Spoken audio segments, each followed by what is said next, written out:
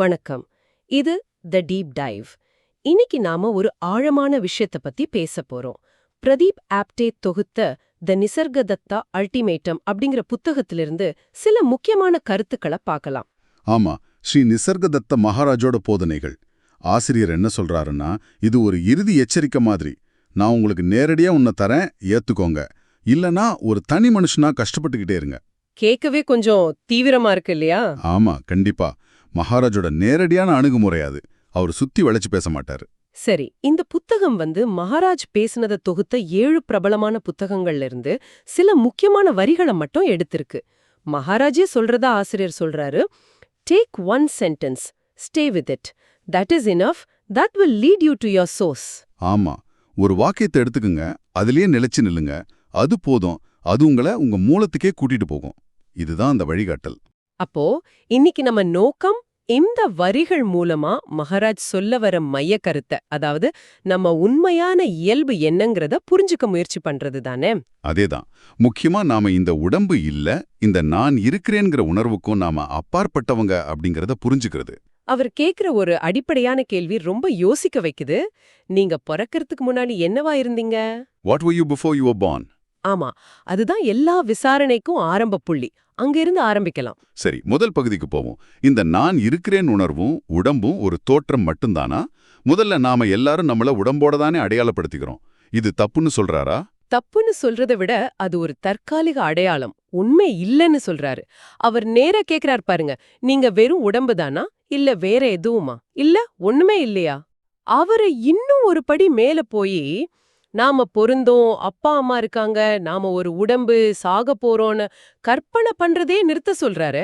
ஆமா, ஸ்டாப் இமேஜினிங்னு ஆரம்பிக்கிற அந்த வரி.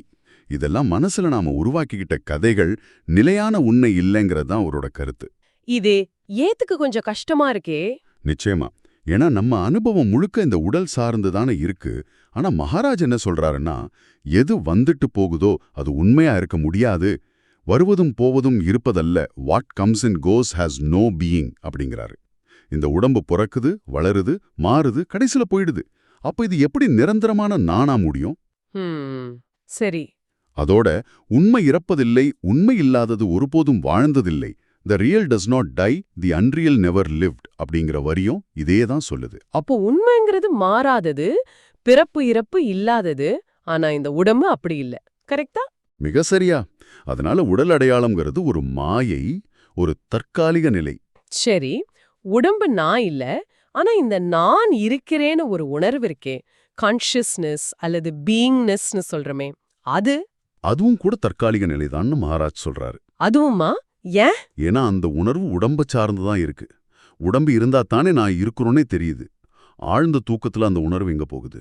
ஆமா, தூக்கத்துல நான் இருக்கிறேன்னு தெரியறது இல்லையே.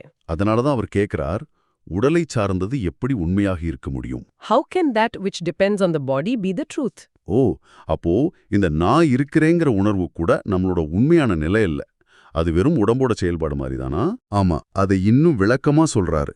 யோக முறையில சொல்ற பிரம்மரந்தரம், அதாவது உச்சந்தலை சக்கரம், அங்கிருந்து வர்ற ஒரு ஒலி மாதிரி தான் இந்த நான் இருக்கிறேன் உணர்வு.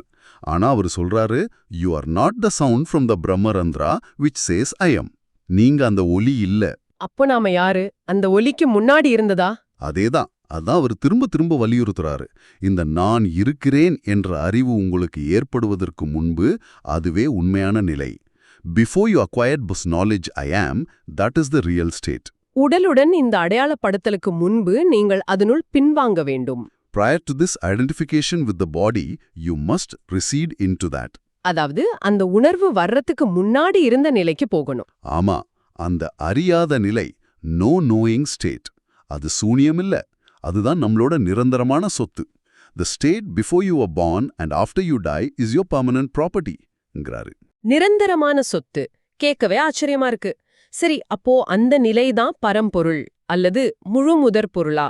அத பத்தி பேசுவோமா? கண்டிப்பா, அதுதான் பகுதி 2. நம்ம உண்மையான இயல்பு அந்த பரம்பொருள். அந்த பரம்பொருள் எப்படிப்பட்டது? அது எல்லாத்துக்கும் மூலமானது. ஆனா அது காலத்துக்கு அப்பாற்பட்டது, இடத்துக்கு அப்பாற்பட்டது, பிறப்பு இறப்பு இல்லாதது. எல்லா ஆரம்பங்களுக்கும் முன், எல்லா முடிவுகளுக்கும் பின் நான் இருக்கிறேன். இந்த வரி அதை குறிக்குதா? ஆமா, காலத்தோட ஆரம்பத்துக்கும் முடிவுக்கும் கட்டுப்படாத ஒரு நிலை. முழுமுதற் பொருள் காலத்திற்கு முந்தியது. முழுமுதற் பொருள் இருக்கிறது. அது வெறுமனே இருக்கு, அதுக்கு எந்த காரணமும் தேவையில்ல.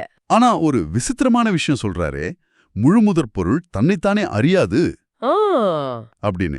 இது எப்படி? இது கொஞ்சம் நுட்பமான பாயிண்ட். நாம அறிவுன்னு சொல்றது ஒரு பொருளை இன்னொன்னு அறிஞ்சுகிறது இல்லையா?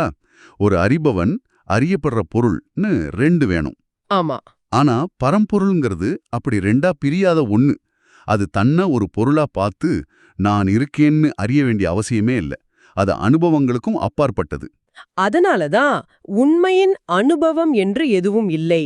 there is no such thing as experience of realityன்னு சொல்றாரா. அனுபவம்னாலே ரெண்டு வேணுங்கிறதால. கரெக்ட். அனுபவம்னா அனுபவிக்கிற ஆள் அனுபவம்னு வந்துரும். பரம்பொருள் நிலையில அப்படி இல்ல.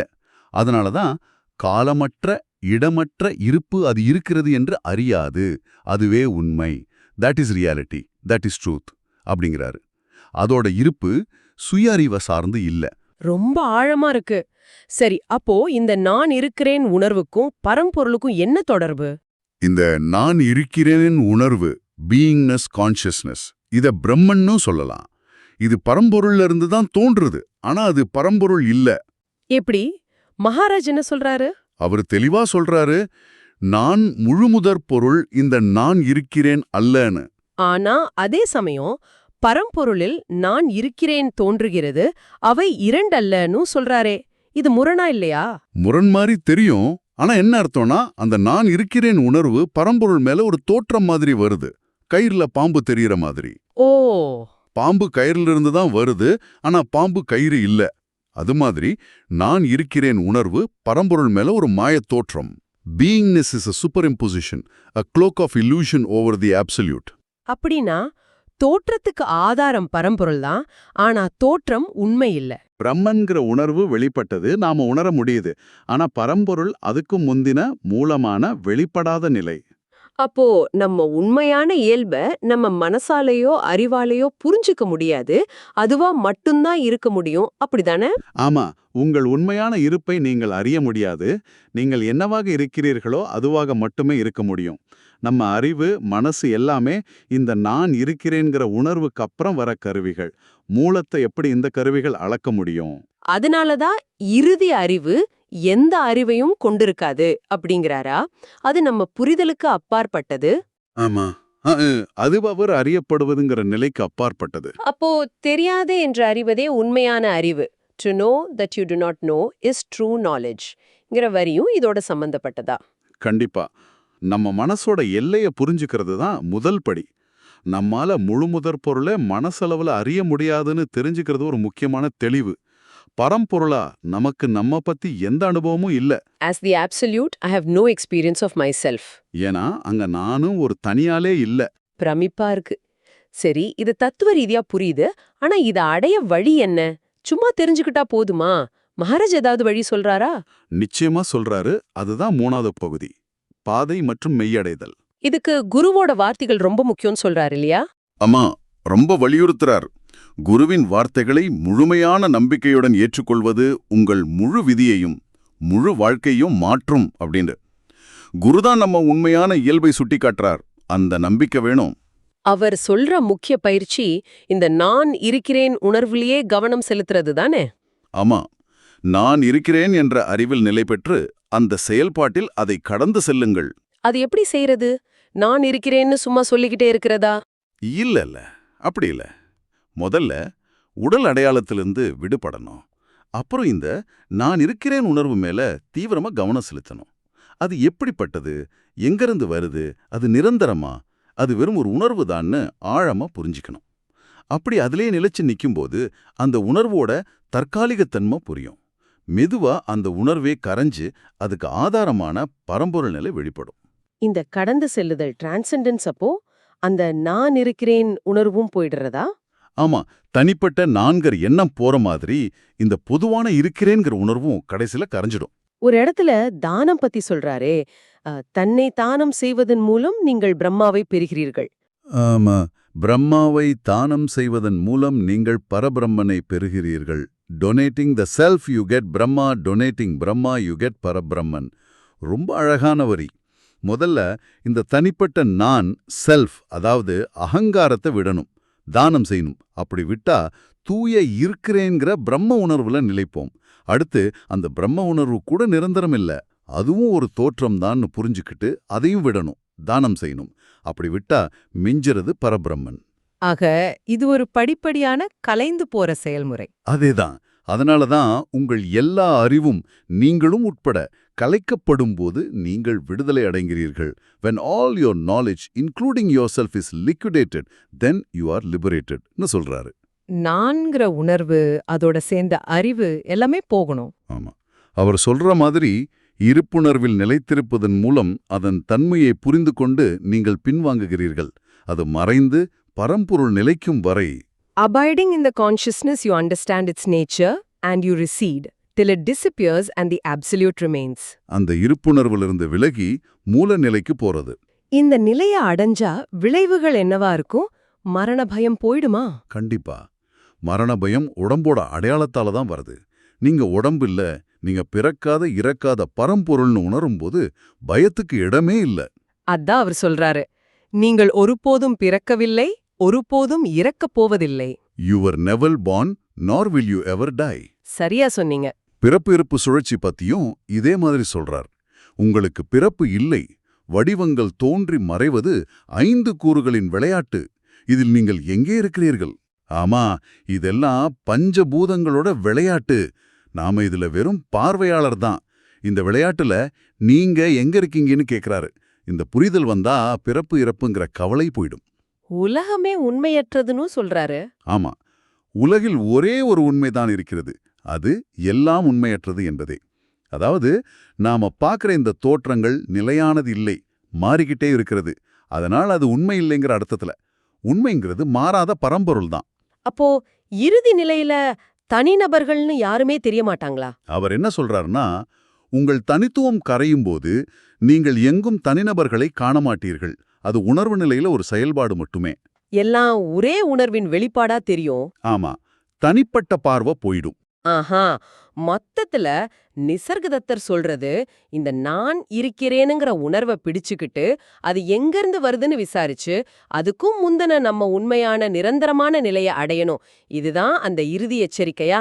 ஆமா, இதுதான் சாரம். ஏத்துக்கிட்டா விடுதலை, இல்லைன்னா இந்த தோற்ற உலகத்துல சிக்கி தவைக்க வேண்டியதுதான்னு சொல்ற மாதிரி இருக்கு. இது நம்மள நாம பாக்குற விதத்தையே மாத்தும் இல்லையா? கண்டிப்பா மாத்தும். நீங்க யோசிச்சு பாருங்க, இந்த புரிதல் வந்தா இந்த தனிநபருங்கிற சுமை எவ்வளவு குறையும். நாம எவ்வளவு விஷயங்களுக்காக கவலைப்படுறோம், ஆசைப்படுறோம், அதெல்லாம் எவ்வளவு தற்காலிகமானதுன்னு புரியும். நிலையற்றதை நம்பி நாம ஓடிக்கிட்டே இருக்கோம். ஆமா, இந்த புரிதல் அதை கேள்வி கேட்க வைக்கும், அமைதியை கொடுக்கும்.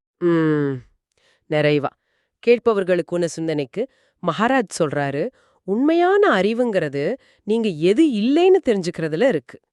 அப்போ நாம உடல் இல்ல, மனசு இல்ல, இந்த நான் இருக்கிறேன் உணர்வு கூட நிரந்தரம் இல்லைன்னு எல்லாத்தையும் கழிச்சுட்டே போனா கடைசியில என்ன மிஞ்சும்? நல்ல கேள்வி. பரம்பொருள் அறிய முடியாதது, அனுபவிக்க முடியாததுன்னா அதை அறியிற முயற்சியே இல்லாம போனதுக்கு அப்புறம் அந்த மிச்சம் இருக்கிற நிலை எப்படி இருக்கும்? அது அறிவா, அறியாமையா, இல்ல அதுக்கும் அப்பாற்பட்டதா? இத பத்தி நீங்க ஆழமா சிந்திச்சு பாருங்க. அடுத்த தேடலில் சந்திப்போம். நன்றி. நன்றி.